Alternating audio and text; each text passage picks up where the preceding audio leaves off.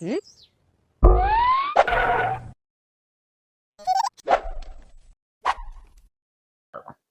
வணக்கம். வசியின் வாசிப்புகளில் கம்பராமாயணம், கிஷ்கிந்தா காண்டம், கார்காலப் படலம். கார்காலம் வந்தது. சூரியன் வடக்கு தெற்காக உதிக்கத் தொடங்கினான். வானிலே மேகங்கள் சூழ்கொண்டு நின்றன. அவைகள் சிவபெருமானின் நஞ்சுண்ட கண்டம் போல் கருத்தன. ஆதவனுடைய வெண்கதிர்கள் குளிர்ச்சி பெற்று உக்கிரம் தணிந்தன. நீல நிற ஆகாயம் மெல்ல மெல்ல விஷம் போல கருத்தது. மேகம் குளிர்ந்து மழை பெய்தது. அவைகளின் தாரைகள் மலைகளின் மேல் விழுந்தன. அம்மழைத்துளிகள் மேகங்கள் தோன்றிய இந்திர வில்லில் இருந்து பாய்கின்ற அம்புகள் போல வேகத்தோடு விழுந்தன. அப்போது மேகங்களில் தோன்றிய இடி நெருப்புகள் மலைகளில் கிடக்கும் ரத்தினங்கள் இரவில் ஒளிவிடுவது போல சுவாலை வீசின. மழையுடன் காற்றும் கலந்து வீசிற்று. மழை பெய்ததால் பெருகிய நதி வெள்ளத்தில் வேங்கை மலர்களும் கொன்றை மலர்களும் அடித்துச் செல்லப்பட்டன.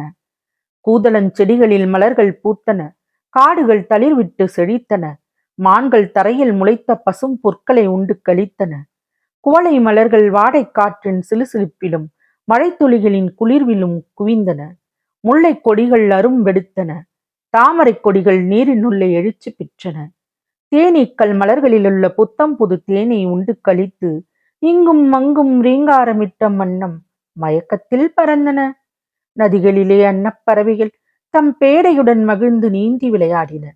கொக்குகளும் தாரைகளும் வரிசை வரிசையாய் வானத்தில் பறந்தன. மயில்கள் சோலைகளிலே தோகை விரித்து ஆடின.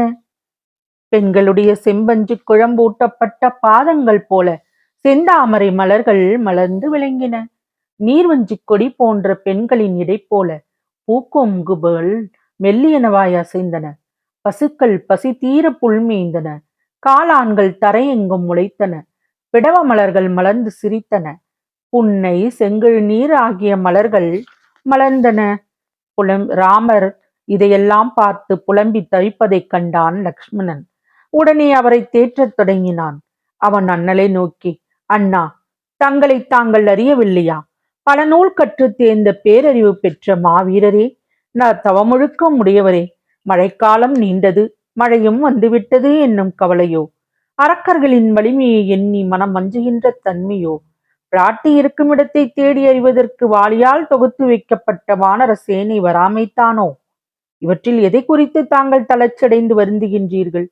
பேரறிவு படைத்தவரே, அனுமனின் அறிவாற்றலையும் பெருவலிமையும் நாம் அறிந்திருக்கின்றோம். அங்கதன் முதலியோர் கொண்ட 70 வெள்ளம் வானர சேனையின் முழு ஆற்றலையும் நாம் இன்னும் அறியவில்லை. அந்த வானர சேனையில் உள்ள ஒவ்வொரு வீரனும் அனுமனை போன்றவர்களே. விரைவில் மழைக்காலம் போய்விடும். அதன் பின் பிராட்டியார் விரைவில் தங்களை வந்து சேர்ந்து விடுவார். இது நிச்சயம். ஆதலால் மனம் வருந்தாமல் இருப்பீராக. ஆண்டவா, தண்டகாரண்யத்தில் முனிவர்கள் தங்களிடமும் மரக்கர்களிடமிருந்து காப்பாற்றும்படி சரணடைந்தார்கள். அப்போது அவர்களிடம் மரக்கர்களை கொன்று உங்களை காப்பேன் என்று வாக்குத்தத்தம் செய்து அருள்கிறேன். அதற்கு தகுந்தாற்போல் விதிவசத்தால் தங்களுக்கே அரக்கரால் இத்துன்பம் ஏற்பட்டு விட்டது.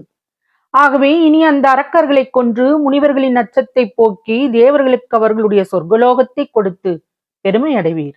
அதை விட்டு தாங்கள் மயங்கி திகைத்து நிற்பது தங்களுக்கு தகுதியோ? எந்தையே, பகைவரை அழிக்கும் வெற்றி என்றும் தங்களுக்கே உரியது. அதை உணர்ந்து கொள்ளாமல் தாங்கள் இப்படி வருந்துதல் தங்களுக்கு வீரமாகாது.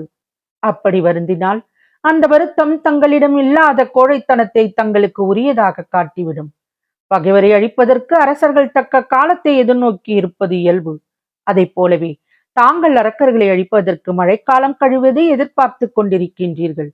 ஆயினும் தாங்கள் இப்பொழுதே அரக்கர்களை எதிர்த்தாலும் அவர்கள் எல்லோரையும் எத்தனை மாயம் கற்றிருந்தாலும், எத்தனை வலிமை பெற்றிருந்தாலும், எத்தனை வெள்ளம் சேனைகளை கொண்டிருந்தாலும் ஒரு நொடியில் அழித்து வெற்றி பெறுவீர்கள் என்பதை சொல்லவும் வேண்டுமோ? ஆகவே தாங்கள் இப்படி வருந்த வேண்டாம் என்று தேறுதல் கூறினான். லக்ஷ்மணன் கூறிய தேறுதல் வார்த்தைகளால் ராமபிரான் சிறிது ஆறுதல் அடைந்தார். அதே சமயம் அவர் கொண்ட சிறிது ஆறுதலையும் போக்கி மீண்டும் அவரை வருத்துவதற்கு பின்மழை செய்ய தொடங்கிற்று. அதனால் பெரிய குளங்கள் நீர் நிரம்பின. அக்குளங்களிலே அலைகள் ஒன்றன் மேல் ஒன்றாக தொடர்ச்சியாக எழுந்தன. கருநிற குயில்கள் மெலிந்தன. உயர்ந்த மலைகள் குளிர்ச்சி அடைந்தன. விசாலமான திக்குகள் காலமேகம் சூழ்ந்ததால் மறைந்து போயின. வாடை காற்று வீசிற்று. கடல்கள் நீரால் வழிந்தன. சூரியனுடைய கிரணங்கள் சந்திரனுடைய கதிர்கள் போல் குளிர்ச்சி பெற்றன. பகலும் இரவும் ஒன்று போல காணப்பட்டன. கிளிகள் நெற்கள் கிழியுமாறு நெற்போர்களில் பதுங்கி நிறைந்தன. முத்துக்கள் கடல் அலைகளில் மறைந்து நிறைந்தன. அன்னப்பறவைகள் முனிவர்களின் ஓமக்குண்ட அகிர்ப்புகையில் நுழைந்து குளிர் காய்ந்தன. மந்திகள் மலைக்குகைகளில் போய் பதுங்கி உறங்கின. ஆண் குரங்குகள் யோகியரைப் போல குளிரினால் ஒடுங்கி கிடந்தன. நாரைகள் சிறகுகளை ஒடுக்கிக் கொண்டு உடம்பு இடம் விட்டு பெயராமல் தலைவரை பிரிந்த தலைவியர் போல இருந்தார்கள். வேடுவரும் வேடுவ பெண்களும் தங்கள் குடிசைகளிலே வெளியே வராமல் தங்கி தூங்கினார்கள். ராமபிரான் சற்றே மனம் தேறி ஆயினும் சீதையை பிரிந்த ஏக்கம் அவர் நெஞ்சிலே முள்ளாக உறுத்தி கொண்டிருந்தது. அதனால் அவர் பழையபடியே துன்பத்துடன் வருந்தி கொண்டிருந்தார்.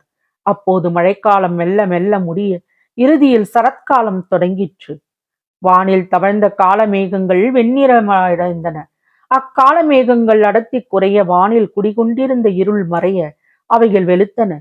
நீர் வற்றிய குளத்தில் இருந்து மறையும் நீர்ப்பறவையைப் போல மழைக்காலம் முடிந்து விட்டதால் இடியும் மழையும் மின்னலும் இல்லாமல் இருந்தன. மலைகளில் துள்ளி குதித்தோடிய அருவிகளில் வெள்ளப்பெருக்கு தணிந்தது. அந்நதிகள் ஆழ்ந்து அடங்கிய அறிவினர் போல அமைதியாக தெளிந்த நீருடன் ஓடின. வானத்தில் மேகங்கள் நீங்க சந்திரன் தோன்றினான்.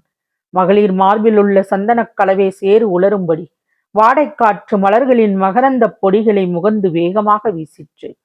மழைக்காலத்தில் ஒடுங்கி கிடந்த அன்னப்பறவைகள் இப்போது புத்துணர்ச்சி கொண்டு வானத்தில் வரிசை வரிசையாக பறந்து சென்றன. குளங்களிலும் தடாகங்களிலும் உள்ள நீர்கள் வஞ்சனையற்ற முனிவரின் நல்லுள்ளம் போன்று தெளிவடைந்தன. அவைகளிலே மீன்கள் பெண்களின் அஞ்சனம் தீட்டிய விழிகள் போல பிறழ்ந்தன. நாளடைவில் முதிர்ச்சி பெற்ற செந்தாமரை மலர்கள் ஒரு புறமாக சாய்ந்தன. நீர்நிலைகளில் கிடைக்கின்ற செங்கிடி செடிகளின் அழகும் மனமும் பொருந்திய மலர்கள் மலரப்பெற்று சிவந்த வாய் இதழ்களின் தோற்றத்தை பெற்றன. பள்ளிக்கூடத்து சிறுவர்களைப் போல கத்திக் கொண்டிருந்த தவளைகள் அறிவுடையோர் போல் வாயடங்கின. மயில்கள் தோகைகள் ஒடுங்க பெற்றன. கடலின் அலைகளில் நதிகளில் ஏறி அந்நதிகளை வரவேற்றன. பாக்கு குலைகள் முதிர்த்து பழுந்தன. முதலைகள் நீர்நிலைகளை விட்டு கரையேறி படுத்து வெயிலில் காய்ந்தபடி வாயை மூடிக்கொண்டு இனிமையாய் உறங்கின. வஞ்சிச் செடிகள் செழித்து பொழிந்தன. நத்தைகள் சேற்றில் முழுகி மறைந்தன. நண்டுகள் வலைகளில் புகுந்து தமது வலையின் வாயிலை சேற்றால் அடைத்து கொண்டு அதனுள்ளே ஒடுங்கின. இவ்வாறு சரத்காலம் தன்னுடைய இனிய கரங்களை பூமியின் மீது பரப்பிக் கொண்டு நின்றது. தொடரும். பசியின் வாசிப்புகள் பிடித்திருக்கும் என்று நம்புகிறேன். எனக்கு சப்ஸ்கிரைப் செய்து லைக் செய்து ஷேர் செய்யவும். தங்களின் மேலான கருத்துக்களை கமெண்டில் பதிவிடவும். அதுவே எனக்கு உற்சாகமூட்டும். நன்றி.